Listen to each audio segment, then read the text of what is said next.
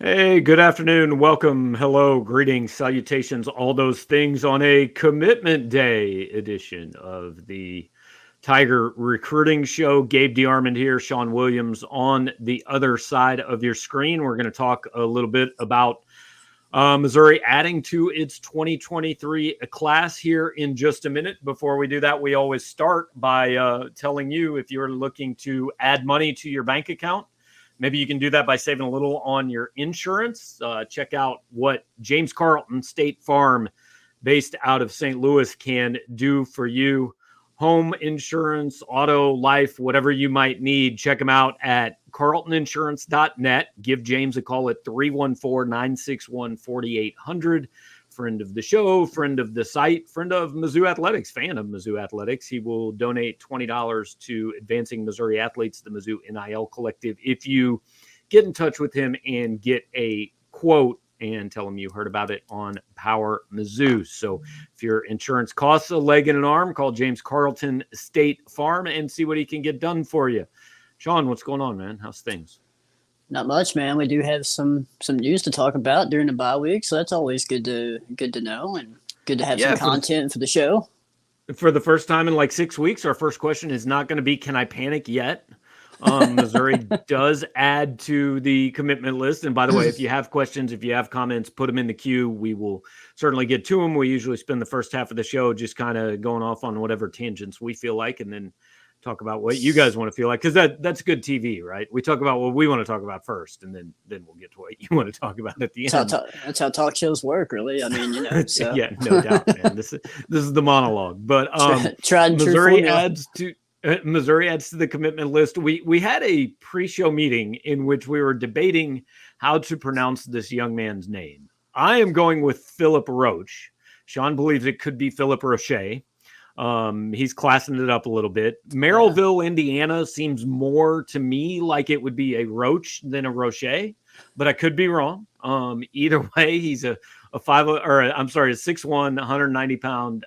We have him as an athlete. He's going to be a defensive back at Missouri. He told Clint Cosgrove he could play. They see him playing multiple spots in the secondary, but I have now exhausted basically everything I know about young Philip. Sean, do you know any more than that? I know a little bit more. Yes. Okay, good.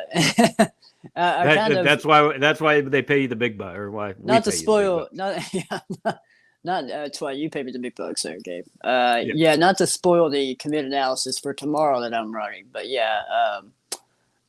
Yeah, I mean, it's kind of like an under-the-radar type of recruitment. I mean, he's had an offer since late April. We just haven't really talked about him a whole lot just because he didn't come in for a visit during the summer, things like that. And then all of a sudden, he kind of popped up. I think he was supposed to be I think we had him on the visitor list for Georgia. And then I reached out to him then, and he said he wasn't in town for Georgia, but he was actually in town for the Abilene Christian game. So, and he said, yeah, I'm talking to Blake Baker all the time. I'm trying to get back up there for another visit here pretty soon. So it turned out he visited yesterday and was back in town. I guess he's got a break this week or something. Maybe it's fall break or whatever. But he was back on campus yesterday, and that's when he committed, and then he announced it today. So, yeah, kind of doing a little bit of research on him. Yeah, I mean, he's kind of just one of those guys that I guess we didn't talk about him that much just because he never really came in for a visit until, about a month ago. So now he's kind of on our radar, and things happen pretty quickly. And it seems like Missouri really likes him. Blake Baker's been talking to him a lot since I guess they offered him back in late April. And it seems like he's a guy. You look at his film, and he plays a lot of safety on his high school team. But I think he's kind of one of those versatile guys that could probably play safety, can play nickel, can play corner if they want to. Just kind of depends on where they want to put him when he gets on campus. So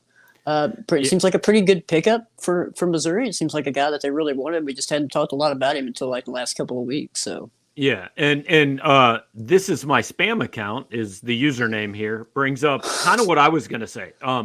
Does he project as a star? I think he could be that guy who plays that Martez Manuel, Dalen Carnell, like safety / linebacker. I mean, he's only 190 now, but you got to figure you get him in a weight room, you put 25, 30 pounds on him, 220 pounds, kind of gives you that hybrid position.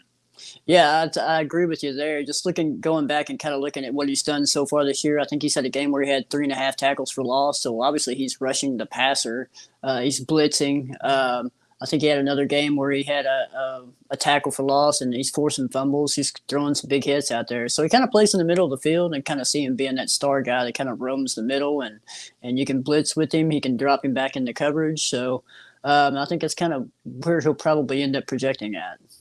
And he's a guy that, it's to me, the last couple of years has been a different recruiting profile for Missouri. They've gotten obviously some pretty highly ranked kids and all that. Not that Phillip isn't. He's a 5.63 star, but this is the kind of kid that Missouri's program kind of has been built on. I mean, he doesn't have the elite offers, right? But he's got the regional offers, the Cincinnati, the Nebraska, Purdue, Indiana, like the list where you look at it and say, yeah, if Missouri's going to be good, like that's the kind of list that Missouri ought to be able to get a kid from.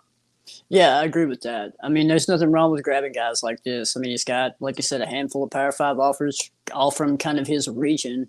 And then, he's got a bunch of MAC offers too. A lot of MAC teams offered him early on. So he seems like to be a really good player, just kind of a little bit under the radar, but Missouri liked him way back in the spring. So it seems like, they really wanted him since then, and now he's in the class, and it could be a guy that, could be a really good steal. And hey, there's another Indiana guy in the secondary is playing pretty good right now. Right. So I was going to say that. I mean, Dalen Carnell's having a really good season. They've got Kai Montgomery from Indiana who might get on the field here pretty soon. They're talking about him maybe finally being healthy. Harrison Mevis is an Indiana kid. So the state has not been bad to Missouri. And it's like just looking at his recruiting profile and reading off those schools, it strikes me that like that type of kid in the transfer portal era is really interesting because his recruitment can probably go one of two ways, right? Those Power 5 schools offer him, it's committable and he takes it. But you look at a kid like that, and that's also the kind of kid who, hey, maybe some of those Power 5 offers don't end up being committable. Obviously for him it was, but I'm just saying this generic type of kid. And maybe he goes to a Central Michigan and Kent State, something like that. And then all of a sudden in 2 years, that's the kid that's in the transfer portal and Power 5 schools are drooling over him because, hey, we've seen he can play at this level, right? Yeah, he goes in the portal after 2 years, and he's started 24 games and has like 100 tackles. So the kind of player that transfer player that Power 5 schools will salivate over. So yeah, I definitely could see that kind of scenario happen. And hey, man, I'm covering the portal now, so yeah, we see it happen a lot. Yeah. So he is commit number 12 for Missouri. The team recruiting ranking up to 56, which is obviously not where it's been, but better than it's been the last few weeks. A few more spots. Again, we don't know exactly how much. I know we've got a question about that. We'll get to it, but 12 commitments. They've got, I think, 4 4-stars. 7 3-stars, and then the kicker's a 2-star. I mean, I would say this is probably like on the upper end of the type of recruiting classes we were used to at Missouri before Eli Drinkwitz got here and did what he did the last 2 years. Yeah, I would say that was probably a pretty accurate statement. Just kind of coming in on the tail end of the Barry Odom era and starting to cover recruiting for you guys. Yeah, I'd say that's a pretty accurate statement. And look, I mean, still a long ways to go. I mean, I know somebody's probably going to ask about, how many commitments are they going to get? I mean, we expect probably nearly a full class to be determined on that, including transfers. Like we don't know that'll be 25. Right. I've got a hard time seeing 25 high school kids at this point. I don't know that there are that many out there. But when you're talking about rankings, obviously Rivals takes in the top 20 guys in your class from the high school ranks, and they rank your top 20 best players. So will it get to that point? Probably, but we'll kind of see how everything kind of plays out here toward the end. Elsewhere in the 23 class, you were in lovely metropolis of Mount Vernon, Illinois, last Friday night, checking out Nicholas Deloach from Cahokia. You had a story on him this morning that's on the site. I trust that everybody who is going to watch or listen to this show has done their faithful reading of all 8 stories we've posted today. But what did you see out of Deloach? What did you kind of learn about him on Friday night, if anything? Yeah, really was hoping to see a little bit more just in terms of offensive production. I mean, you look at his stats so far, because I do the following the future feature every week, and he puts up really good stats. But he was a little quiet. It was a little quiet night for him, just on the stats front. I think he was in on about 3 tackles on defense. And Deloach is kind of a guy that obviously we've got, he's kind of listed as a wide receiver in his profile, but obviously he's going to play DB too. Where he plays in the secondary is kind of to be determined. He was playing a lot of safety. He plays a lot of safety on his high school team. He lined up at wide receiver. He did draw a good PI penalty toward the end of the game. I mean, he's got athleticism. He's got really good size. He's got some good quickness to him. Just was when he got thrown the ball, it was a little overthrown. And like I said, they kind of ran away from him too. Mount Vernon ran kind of the sweeps a lot, ran on the outside. So he was in on about 3 tackles. So not really a stat stuffing night like he's usually used to having, but really liked his size, his poise. You can tell he's a really good leader out there too. He's really communicating with all of his teammates in terms of plays and pre-snap reads and things like that. So really good player, and kind of getting to talk to him. It was a wild game. They come back, and I think Cahokia completed like a 50-yard touchdown pass with about 9 seconds left to tie it. Excellent defense. Yeah, and it's kind of one of those games, and it goes into overtime. They stop Mount Vernon, and then I think they went up forward on like 4th and something, and they finally ran a bootleg for the quarterback, and he got in the end zone. But it's one of those games where neither team had a high school kicker that could kick anything through the uprights. They didn't even try to kick it, either team. So I guess they didn't have any options for kickers. So if one of those teams had a kicker that could kick extra points, probably wouldn't have been in an overtime game, but still, it was pretty entertaining though. So this Friday night, we're going to be back on the road. Actually, Drew King, who is our basketball writer, he's going to be filling in this week on the football front because it's the bye week. The football dedicated people are taking various flights to various places to do some family things this weekend. And Drew is going to be up in Kansas City for us watching Liberty kicker Blake Craig and Lee Summit receiver Josh Manning. Both Missouri commitments. So a little 2-for-1 there, and we'll have some stuff on them early next week. So Sean, let's hit a couple of these questions that we've got built up. Carpe Donnelly says probably nothing, but Philip Roach is listing Blake Baker before Eli Drinkwitz in his commitment post. How much is Baker making an impact on the recruiting trail? I mean, that's kind of natural. The position coach usually, and Baker is the safeties coach in addition to the defensive coordinator. I mean, you know what? I can't say specifically like, hey, that Blake Baker is a kid that every kid is mentioning or not mentioning, but got Roach, and they have 3 DBs in this class, so I assume he's involved with them. Yeah, he's involved in most of them. I know with Deloach, it's more Al Pogue with him in his recruiting process. But yeah, I've heard Baker's name mentioned plenty with just like recruits and commitments and targets that they've thrown offers out to. So he's pretty active on the recruiting trail. Seems like everybody has really good things to say about him in terms of just his personality, and they love his coaching style too. He's a charismatic dude. I like interviewing him. He's a good quote, and you can tell probably he can relate to kids. Yeah, I think he relates to kids really well, and I think kids really have a lot of good feedback when it comes to talking defense with him. They said they really like how he's kind of an aggressive play caller and things like that. So he really liked kind of the aggressive style of defense and how they kind of utilize their secondary and safety guys in their defense too. So yeah, he's done a really good job recruiting. I think his best recruiting pitch might be, did you see that defense last year? And do you see it this year? There you go. That's my pitch. Defensive coordinator from last year, current head coach of the Carolina Panthers. Isn't that what? I mean,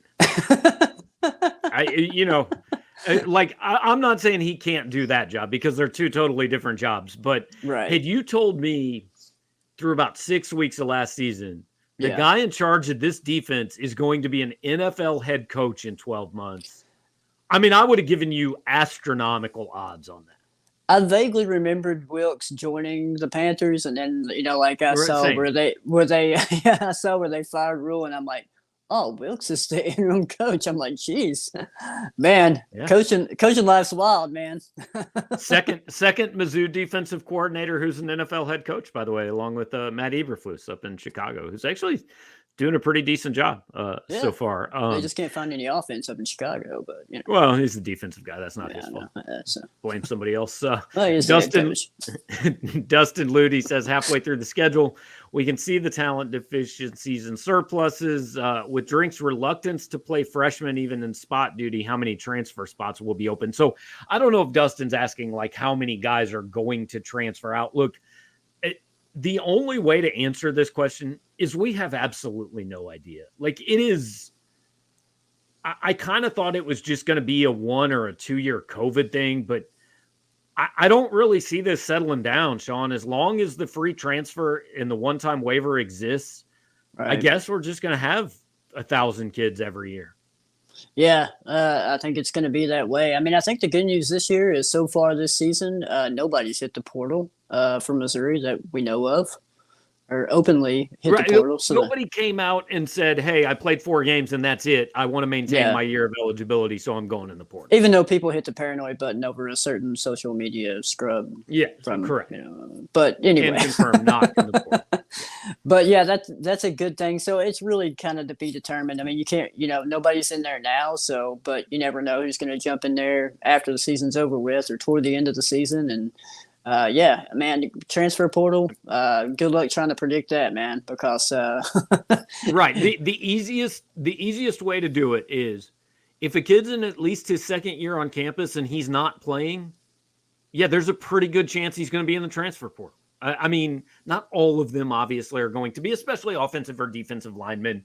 That's a little more of a developmental thing, right? But I mean, if you're, if you've been at a program for 2 years and you're not playing, either you probably want to transfer or they'd probably like you to transfer. I mean, that's just the truth of it. So, and we don't like to say, hey, this kid's probably going to transfer. This kid might. I mean, we're not trying to push kids out the door. You guys can do the math on some of them. I mean, quarterback's the one position where you're whistling past the graveyard if you don't talk about it. I mean, Tyler Macon, I'll be shocked if he doesn't. And hey, when we get to the end of this year, let's see where Brady Cook is, see where Sam Horn is. But I think there's a pretty good chance Missouri goes into spring football with only 2 quarterbacks on the depth chart again. Because I think that's kind of normal these days. We're not going to see the kind of the feel good. We're going to see less of the feel good stories of a kid waiting out, like sticking it out for 4 years, sticking it out for 4 years and becoming a starter whenever he's a senior. Those stories are going to be less and less and less in college football with the transfer portal the way it is right now. So, no question. Okay, back to spam account. How soon will the transfer carousel start? Should we expect to start seeing those decisions soon? So basically, guys, they just put in these transfer windows, right? You cannot enter the portal right now until December 5th. That is the Monday after they announce the playoff teams. Sunday, December 4th, they announce the playoffs. The next day, the portal opens. Sean is not going to sleep for a week after that because he's doing some portal stuff. I mean, literally, that's when every kid in the country is pretty much going to go in the portal that's made up his mind already. Then now there are some kids. I know SMU had some kids. I know some schools have had some kids that have come out and said, I'm going to transfer. I'm not going to play anymore this season. I'm going to transfer. And Missouri hadn't had anybody do that. Yeah, there's a couple of exceptions to that. There's if you're a if you graduated, you can jump in there now. If your coach has got fired, you have a 30-day window from the time the firing happened, and you can jump in there too. So we're kind of seeing that with some Nebraska and a few Wisconsin players. I think one Wisconsin players jumped in, a couple Nebraska players have. But yeah, otherwise they have to wait. But yeah, you're talking about. They have to wait till December 5th, but if they're 100% sure they're going to jump in the portal, they can announce that on social media and just, then that way they can enter the coach's list. The coaches can put them down on a list and contact them on December 5th. So. And look, come December 5th, if you're going to transfer, you better go in that day because you've got about 2.5 weeks till early signing day at that point, right? And you need to get your name in there. Let coaches get in touch with you. And here's the other thing we're going to see, Sean, with this window. there are going to be a lot of kids that are on commit lists right now that suddenly find out on about December 10th they don't have a spot at these schools because kids are going to jump in the portal and these Power 5 coaches are going to go, I want that kid because I've seen him play in college and I know he can play. This high school kid, I know he committed to us in February of his 7th grade year, and I know we tell him all the right things, but we better call that kid and tell him he don't got a spot here anymore. Yeah, and you think about it too. That's why high school recruiting's and building relationships super important now, because guys you recruited in high school that didn't select you, during their signing period, 2 years later, they're really good players, and they jump, or maybe they're really good players, or maybe they're kind of a little bit buried on the depth chart, but you really liked them coming out of high school. That's why those relationships are important. You kind of jump back in there and say, hey, for your example, Gabe, you kind of mentioned he's a really good player jumping in the portal, wants to find another spot, but like, hey, running back, our running back just graduated. So, hey, you want to come over here? You can step right in and be the starter. So it kind of works both ways. Yeah. And I'll be interested to see, I mean, there's going to be a lot of hurt feelings, I think, in December. And I hope some of these kids come out and like publicly out these coaches, because there was one that's kid. one way to get it to stop. And again, fans get so mad at these kids that decommit, but let's shed a light on the other side of this process, which is going to be 2 days before signing day when a kid gets a call that he doesn't have a spot. I think there was, I can't remember the kid's name. I think it was a wide receiver in Texas, but he apparently Florida State dropped him. They just kind of stopped communicating. I saw some stuff about that the other day. He posted it on social media. He's like, hey, they kind of stopped talking to me, or they said, they said that my offer wasn't there anymore. So, yeah, he kind of called him out on social media. So good for him. I think it kind of has to work both ways in those situations, because, look, coaches are going to do that, and they're not going to really have a care in the world about it. So, right. Kids, they're trying to keep their $5 million a year jobs, man. Right, exactly. Exactly. Dustin kind of clarified. He said his question about the transfers was more about the possible number incoming. Again, like, I think you've got to keep room open for like 5 to 8 pretty much every year. It might not be quite that many depending on what your roster looks like, and it might be more depending on how many guys leave. But I mean, there's only like 8 guys that we know are leaving this roster. Everything else, I mean, Sean, I went through it yesterday in my 10 thoughts. I went through it. Literally, their top 12 defensive players could technically all leave after this year if they wanted to, I think, or 10 of the 12, something like that. Yeah. But they could all also come back. And so, with the COVID year, some of them still theoretically would have a transfer. Now, look, you wouldn't think a guy who's starting on defense at an SEC school is probably going to transfer, but I don't know. It happens all the time. So it's going to make it really difficult for coaches. I mean, come December 5th, they might all of a sudden have 7 more spots to fill on their roster than they know. Yeah, that's the thing with transfers. You just don't know when it's going to hit you, how many times it's going to hit you. So, yeah, I think that's a good number, and we've talked about it previously on here. I don't think you want to go into double digits when it comes to adding transfers, but I think, I think every school should probably, like you said, have at least 5, 6, maybe 5. You mentioned 5 to 8. I mean, I think that's a pretty good roundabout number just to have spots open for possible transfer additions, just depending on how things kind of shake out with your own roster at the end of the season.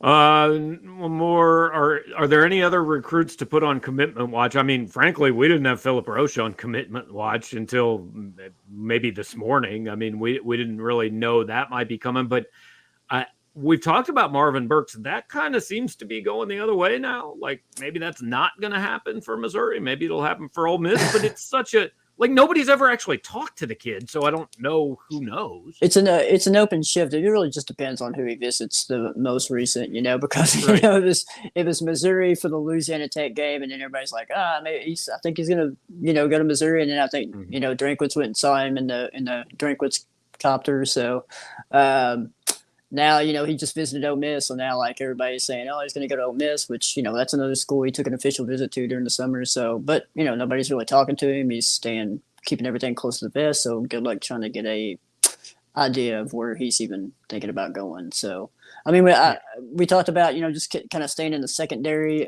topic of that. There's also Jair Herald that's out there. He was back on campus for the Georgia game, took an official visit to Missouri during the summer as well. So, he's a guy to keep an eye on. I mean, I know Illinois is really pushing hard for him, and I think they were the first school to offer him. I think he went back up there this past weekend too.